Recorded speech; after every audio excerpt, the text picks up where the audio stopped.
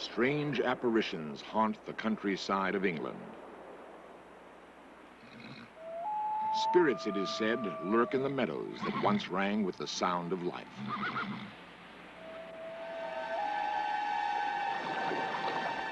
There are those who swear that the dead have risen.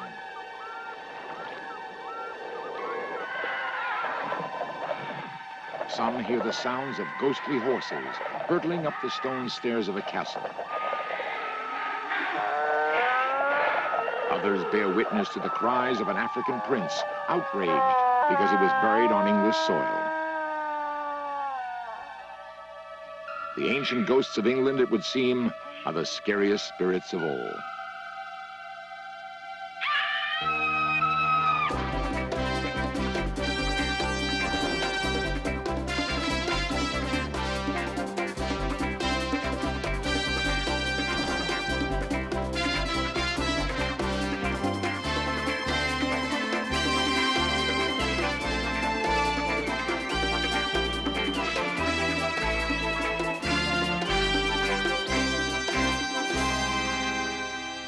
Author-investigator Francis Hitching placed television equipment in a London cellar supposedly haunted by a 17th century cavalier.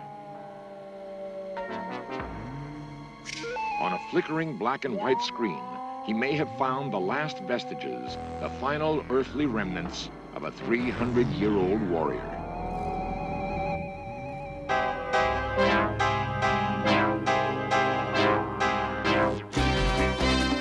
This series presents information based in part on theory and conjecture. The producer's purpose is to suggest some possible explanation, but not necessarily the only ones, to the mysteries we will examine. The English countryside has been populated by so many people for so long a time that it has acquired a rich legacy of spirits and ghosts. A 200-year-old monarch may pace the library of a great fortress. Henry VIII, we are told, still drags his gout-ridden foot through broken cloisters and cobwebbed passages. Long-dead prisoners plead for mercy in empty dungeons. Ancient druids still haunt Stonehenge. Guillotine victims ride across the rolling plains carrying their severed heads. Every generation has added its ghostly collection of vampires, phantoms, and monsters of the netherworld. Today, a roll call of specters stretches the length of the kingdom. Perhaps it is the willingness of its citizens to believe in the supernatural. Whatever the cause, Great Britain, wrote one expert, is the most haunted place on Earth. Ghosts have a tendency to stay in one place, usually the location of their demise. Since most English castles were built many centuries ago, the apparitions that haunt them have had enough time to scare enough people to become legends. The people who own these castles continue to live in them. Strange sights and hideous noises are considered part of the bargain, along with poor plumbing and drafty rooms. Ghosts are accepted as eccentric members of the family, and in many cases, they were just that before they died. At Wolverton Manor, for example, we encounter the very rowdy ghost of Lord Thomas Trenchard. His story is told by his descendant, Captain Thimbleby. In the early 18th century, Thomas Trenchard, after, no doubt, a very good dinner party, with a lot of port in his belly, had a wager with his friend that he could take a horse and carriage up the great stairs, which he indeed did. And in fact, some of the stairs have been repaired where the edges have been chipped off. How on earth he got down again, one doesn't know, but he won his wager, and we hear him going up the stairs every now and again over the years.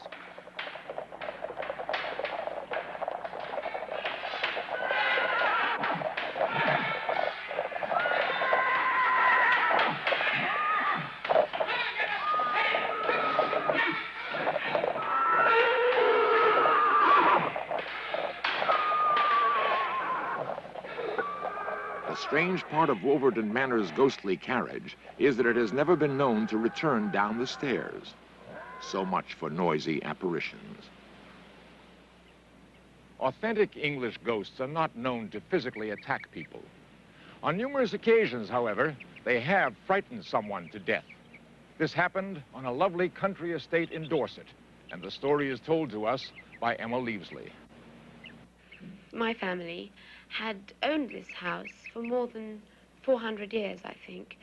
And there were legends that something monstrous appeared in the middle of the night and was so frightening that two of my ancestors had actually gone mad after they'd seen it. I hated sleeping there. I used to dread going to bed because I would always have nightmares there, and I'd wake up in the middle of the night and think they were real, and there was definitely something horrible about it. Anyway, one night when my grandmother was a very little girl, which was about 1880 or 1890, she and her sister were living in this house, my grandmother at one end of a corridor, and her sister at the other end, probably the same room that I was in, maybe even the same bed.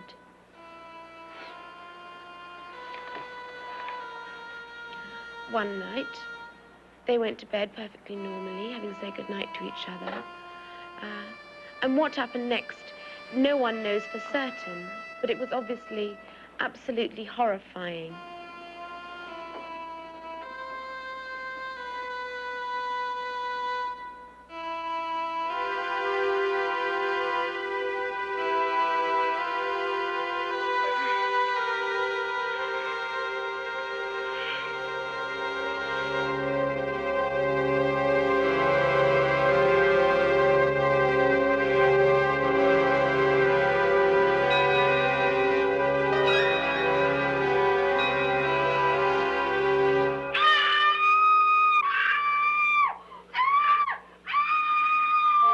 My grandmother rushed down the corridor to see what was happening. As she opened the door, she thought she caught a glance of something so horrible that she nearly fainted. But it disappeared almost immediately. The worst thing was that when she looked at the bed, her sister had stopped screaming and she was just lying there dead. I hate it as a story, and I wish she'd never told me, really, because I still have nightmares about it, and I'm sure I feel something that that poor girl went through when I've slept in that room. In most hauntings, sounds are more common than sightings, and ghostly rituals are usually performed by a single figure. But in our next dramatization, both sights and sounds occur, and two 18th century Englishmen are locked together for eternity. Robin Wordsworth owns Baglake House and keeps alive the story of the double tragedy that took place in 1759. There was a man who lived here once called Squire William Light, and he had the front of this house built onto an older house in 1719. This we know for a fact. The rest of the story is really legend. The idea is that Squire Light came home from hunting, perhaps a little drunk.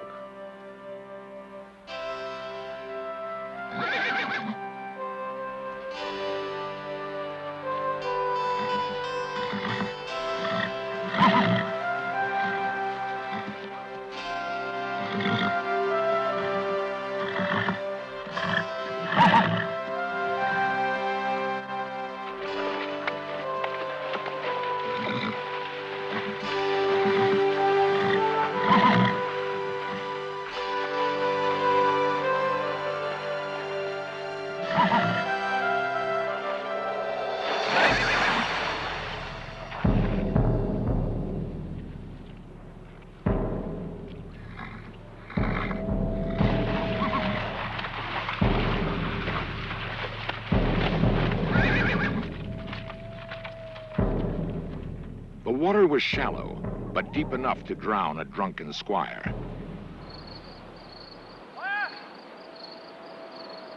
The squire's groom went searching for his long overdue master.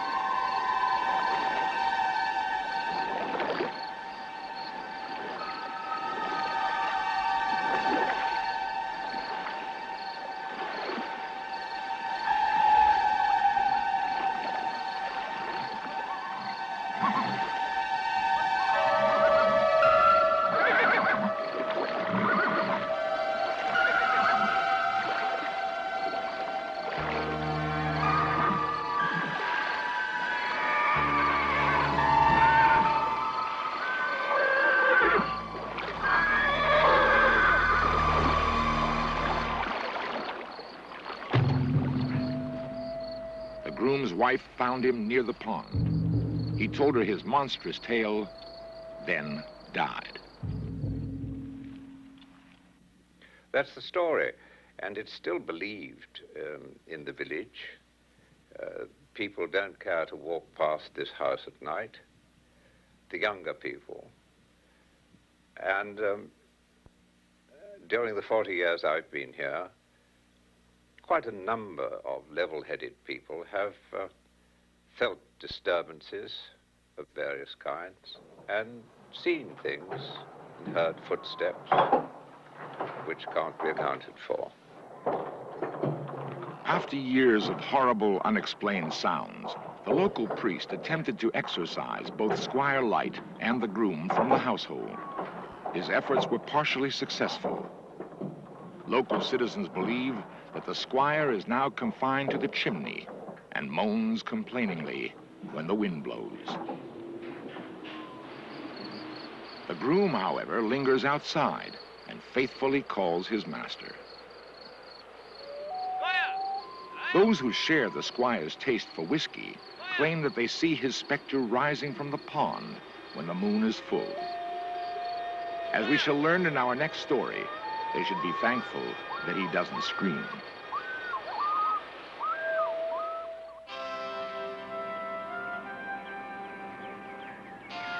Most castles are haunted by murky, intangible apparitions. In Marshwood Vale, however, Bettiscombe Manor is haunted by a very tangible human skull that refuses to be buried.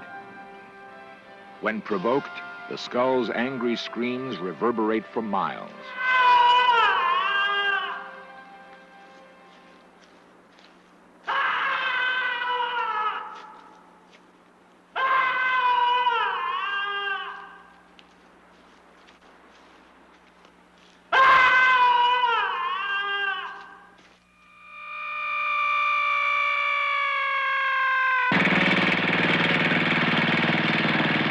Michael Pinney, the current owner of Bettiscombe Manor, is a direct descendant of Azariah Pinney, who was exiled to the West Indies in 1685.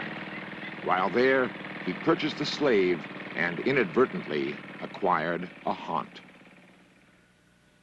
The legend of the Screaming Skull of Bettiscombe is the legend of a Negro slave. There's no doubt about that. And that is how it first grew up. It was the legend of a prince from Africa who was exported, went through the horror of the slave trade, became a slave, came back as a body servant, and he then said to his master, the restitution you've got to see is that I am buried in my own land, not here. I'm a prince in my own country. Well, the legend says that he wasn't buried in his own land. He was taken and buried in Bettiscombe churchyard.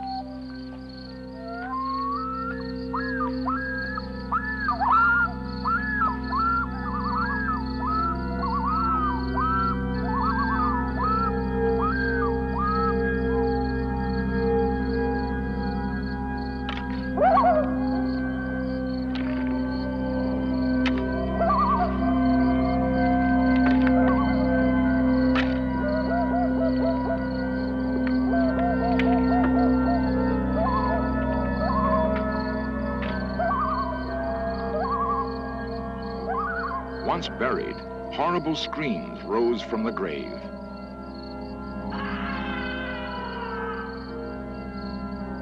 Louder and louder they grew until the skull, according to legend, worked its way to the surface.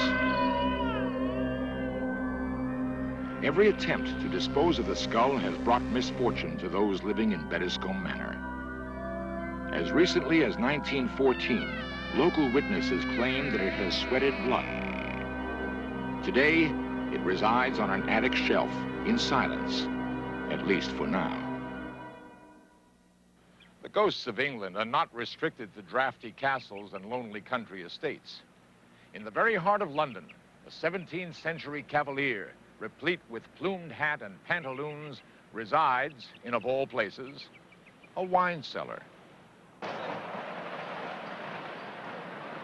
In some form, a tavern has operated here for at least 3 centuries. Currently, it is called the George Inn.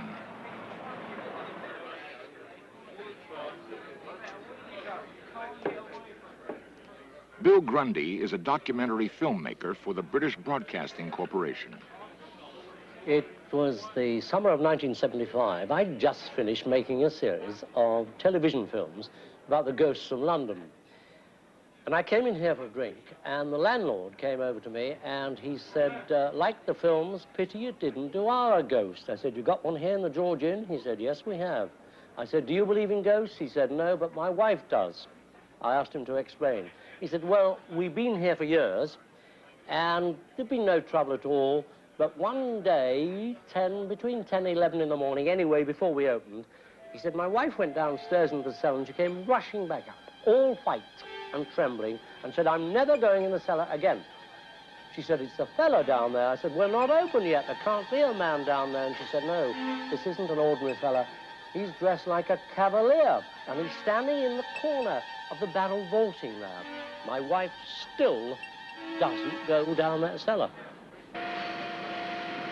Grundy contacted Francis Hitching, an author and investigator of strange phenomena. Hitching placed a camera and a videotape recorder in the supposedly haunted cellar. I've been investigating ghosts and other related phenomena for a number of years now, and this sounds to me a particularly good and typical example of a ghost. That's to say, we're here in a very old building, one of the oldest basements in London, certainly part of the old London. Up there is the street itself, and I dare say you can hear some noises which come across it from time to time. And the stories that we've heard, the 2 people, the witnesses, talking about somebody in Stuart costume, this is typical of the kind of appearance that you get. Somebody in costume appearing in an old building, sometimes at the same time, sometimes not. And I feel that it's one that's worth investigating with modern equipment. Hitching sealed the doors from the inside and remained alone in the cellar throughout the night. He focused his camera on a dark pillar in the middle of the room.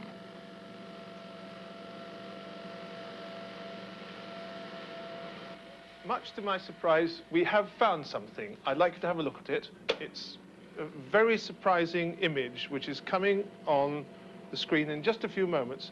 Now, I was here at the time that this was taken, and I saw nothing myself. I think I was looking at the pillar at the time that it was there, but look, coming up on the screen is a most extraordinary something. What is it, a light? It may be, if it's a ghost, is that what a ghost looks like? As I say, I think I was looking at the pillar at the time, but there it is emerging on there. Nobody else was here, and it's not an earthly thing. It's nothing that could be created with a torch. It's got curious images which goes up like that. I think it's one of the most remarkable ghostly manifestations that's happened in my experience looking for them. Whether or not it's something that can be the same ghost that's gone away now, whether or not it's the same ghost as they saw, whether it's one of these manifestations that happen sometimes when people go out trying to look for things, and instead of specifically what they're looking for, some other thing appears out of the fabric of the building, I just don't know. Until today, my theory was that under conditions of extreme emotion, that's to say great pain, great anguish, even great happiness, that somehow this emotion imprinted itself in the solid fabric of buildings, and people were able to recognize it, and it came out in the same way that clairvoyants and psychometrists, dowsers, can pick hold of a solid object and tell you a lot of things about the people who were last there. That's until today. But today I've seen this thing, and I can't explain it. And so my explanation yesterday has been torn away. What I believe tomorrow, I just don't know. I'll have to look at that again and again, and perhaps one day I'll find out.